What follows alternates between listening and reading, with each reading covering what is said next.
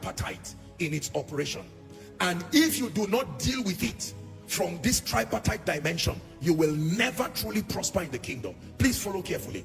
You will find out that the reason why many church people learn about finances and still remain incapacitated is because they do not know that poverty is tripartite.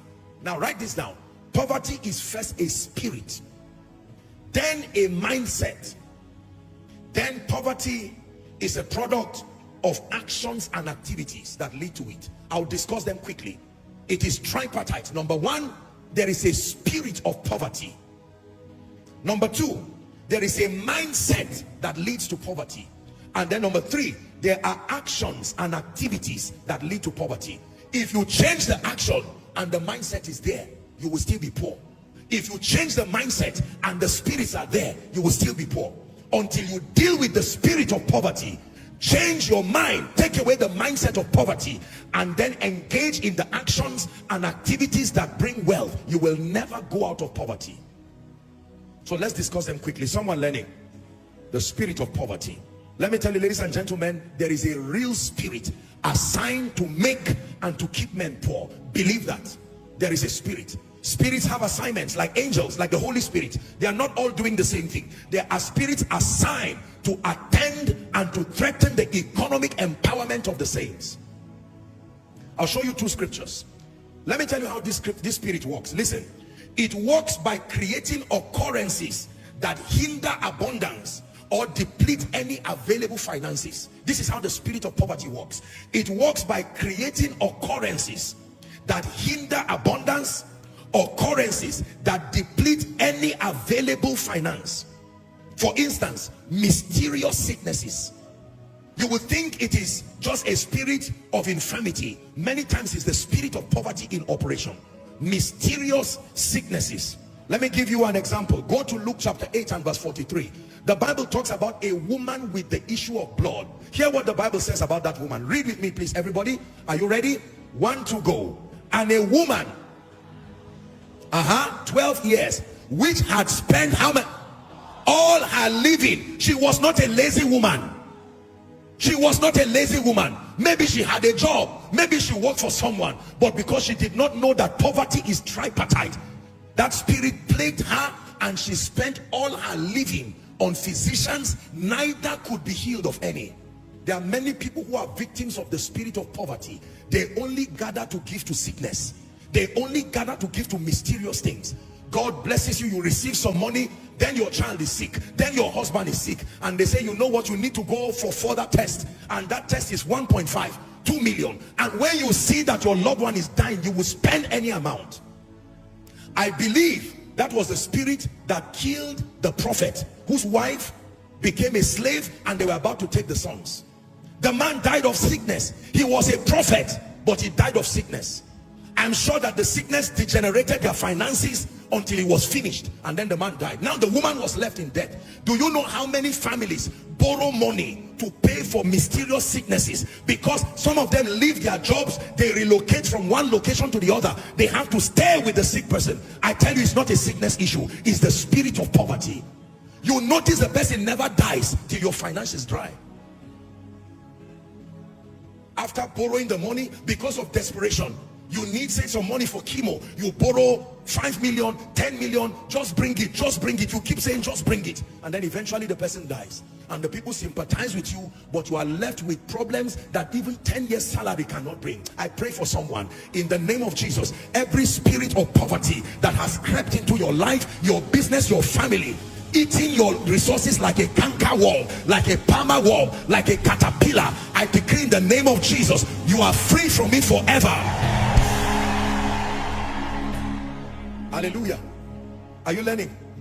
Please be seated. The spirit of poverty, it creates occurrences that hinder abundance or depletes the available financial resources until you have nothing left. An example I give is mysterious sicknesses.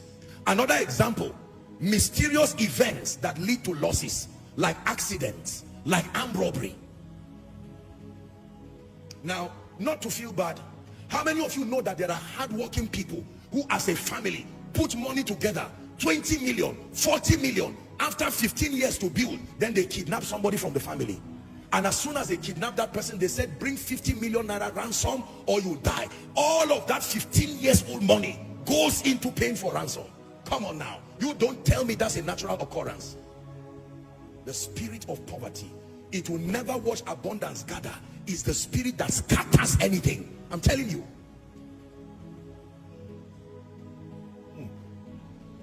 Luke chapter 10. Please give us from verse 30. Let me show you how that spirit works.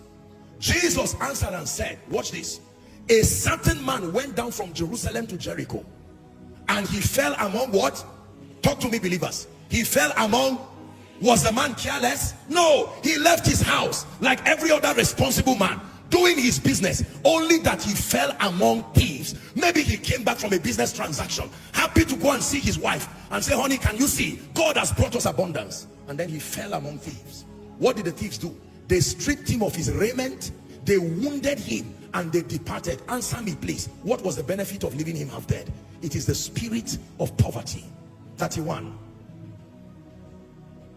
And by chance, there came a certain priest that way. He saw him, he passed by. Next verse, reading to 35. Likewise, the Levite, he came to the place, saw him, passed by.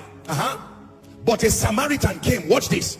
When he came where he was, he had compassion on him. 34. And he went and bound his wounds, pouring oil and pouring wine, and set him on his beast. Watch this. And brought him to an inn. An inn means an apartment, an Airbnb. And he took care of him because of financial means. 35. And by the next day, he departed and he took what? Money. And he gave it to the host and said, take care of this man for me. Whatsoever you spend more, when I come, because I am empowered, I will still pay.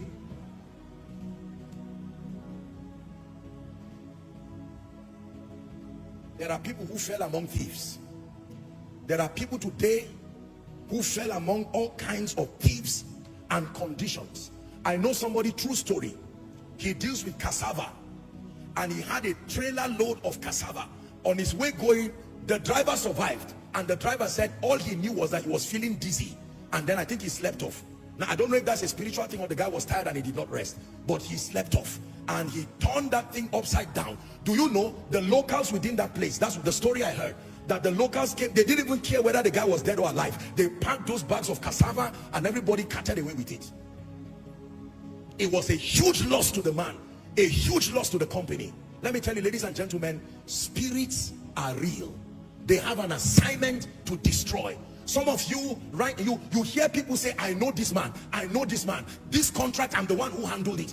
And then you cannot ask the man to give you 50,000. You say, you know what, I'm expecting some money. My brother is the spirit of poverty. Bind it fast, or allow me to do it for you. In the name of Jesus, I decree and declare that force that will not let you go forward. I'm saying it to your business, I'm saying it to your life. I decree and declare, may it give way now.